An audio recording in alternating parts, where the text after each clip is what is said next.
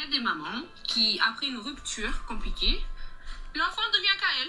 Donc, c'est elle qui décide. C'est comme une manette. Maintenant, c'est plus l'enfant, c'est la manette. C'est elle qui décide quand est-ce que le papa doit le voir. C'est elle qui décide. Si elle veut le confisquer, c'est elle qui décide. Pourquoi? Juste parce qu'il a une nouvelle femme? Par contre, avant, il était un bon père. Là, juste parce qu'il a une nouvelle femme, ça y est, il devient un mauvais père. Mais attention, tu prives ton enfant de son père, et en plus de ça, tu crois que c'est toi l'adulte de l'histoire. Au bout d'un moment, il faut se poser la question. Là, tu protèges ton enfant ou tu punis ton ex? Ma belle, il faut savoir que un père, c'est à vie. C'est pas un employeur CDD, hein. Un père devient pas dangereux juste parce qu'il a une nouvelle femme, parce qu'il a refait sa vie. Mais par contre, un enfant qui grandit avec une mère remplie de rancune, ça c'est inquiétant. Il y a des mamans... Fouh. Bon, je ne sais pas si vous avez déjà vu, en tout cas si vous êtes déjà tombé sur cette vidéo, mais j'ai des choses à dire sur cette vidéo parce que c'est quelque chose qui est très fréquent dans la communauté africaine, ou même on va dire afro, donc afro en règle générale, hein, antillaise aussi. Les mamans qui confisquent les enfants sous prétexte que monsieur a trouvé une autre femme, ou monsieur s'est remarié, ou monsieur a trompé, monsieur ne payait plus la pension, monsieur, voilà. On trouvera toujours des raisons pour justifier ce type d'acte.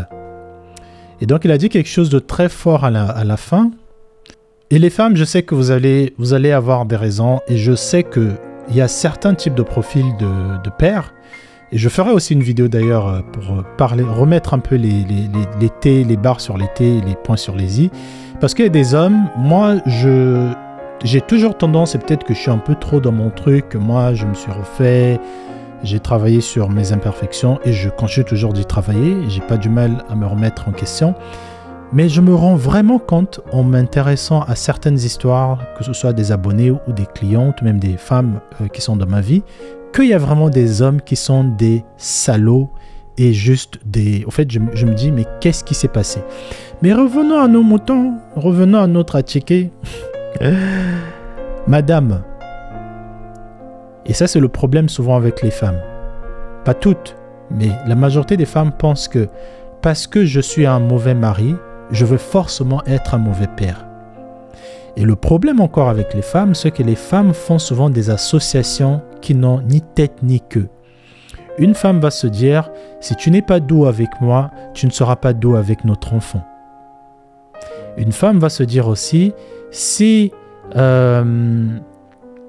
n'es pas attentionné avec moi, tu ne le seras pas avec notre enfant.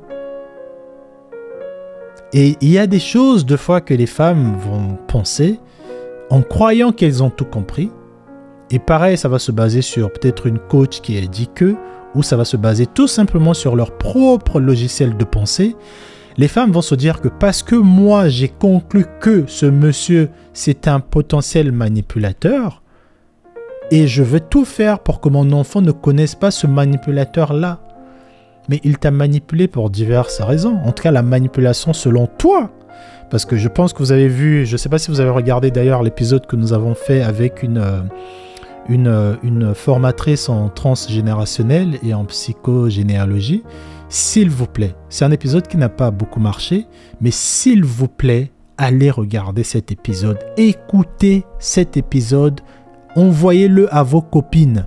Quand vous faites vos réunions entre copines là, les sorties de copines que vous faites là, au lieu d'écouter des hommes qui tapent, qui battent, qui trompent, les hommes font toujours, écoutez des vidéos qui vous servent à quelque chose, à vous.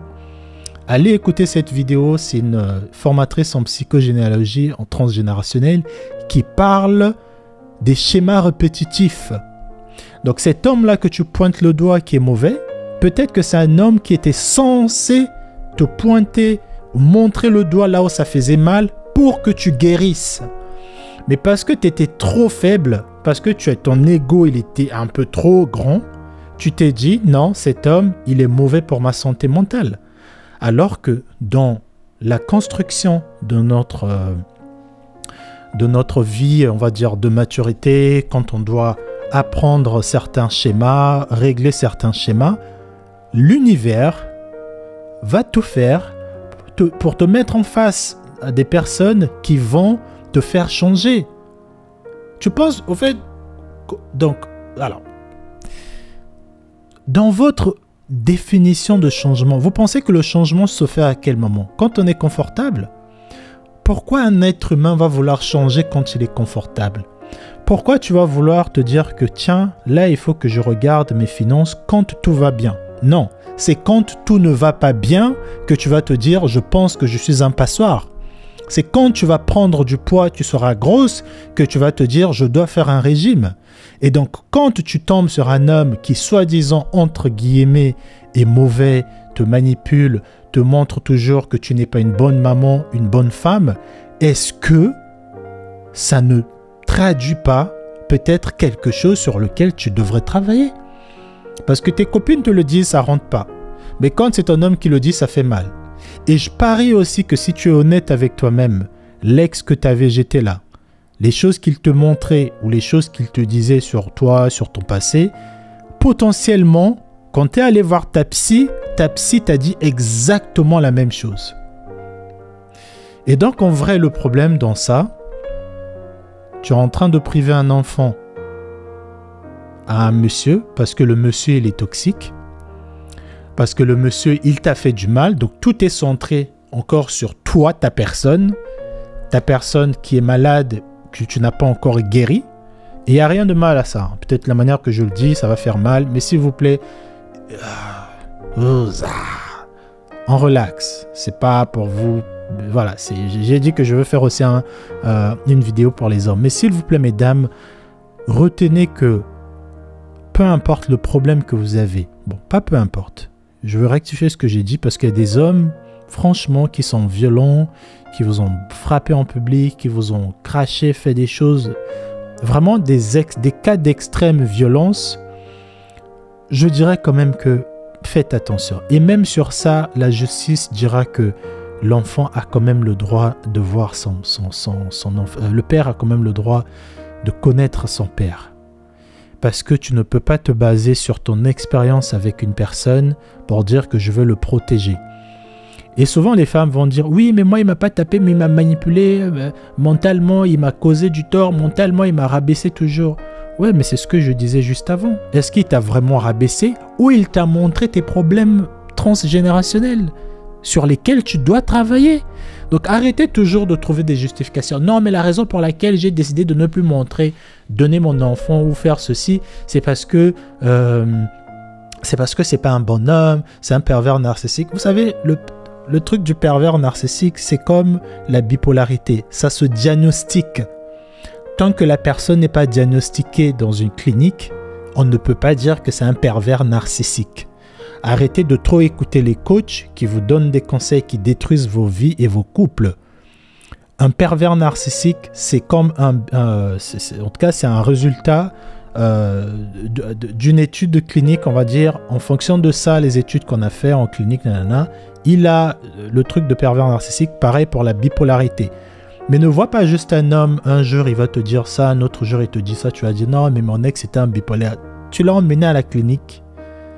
Donc s'il vous plaît, mesdames, je fais vraiment cette vidéo avec toute bienveillance.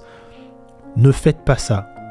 Parce que une mère qui est aigrie, qui soi-disant protège son enfant contre son père, quand cet enfant va grandir, au fait, tu es en train de répéter tes traumas que toi tu as eu avec ton père ou avec ta mère, tu le répètes sur ton enfant.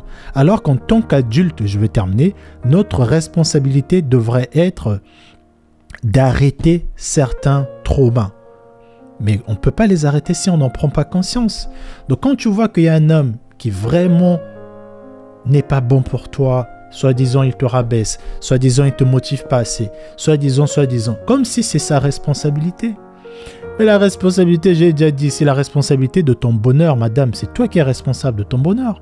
Ton homme sera là pour te rappeler certaines choses, pour compléter. C'est juste une cerise sur le gâteau.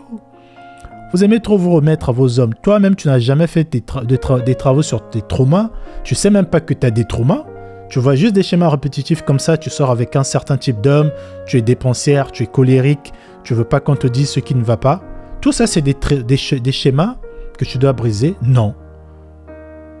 Ça revient à chaque fois. Tu as fini par accepter ça. Oui, moi j'ai une personnalité. Tu n'as pas de personnalité. Tu es juste... En tout cas, ça me fait de la peine parce que dans tout ça, plus sérieusement, dans tout ça, ceux qui payent cher, ce sont des enfants.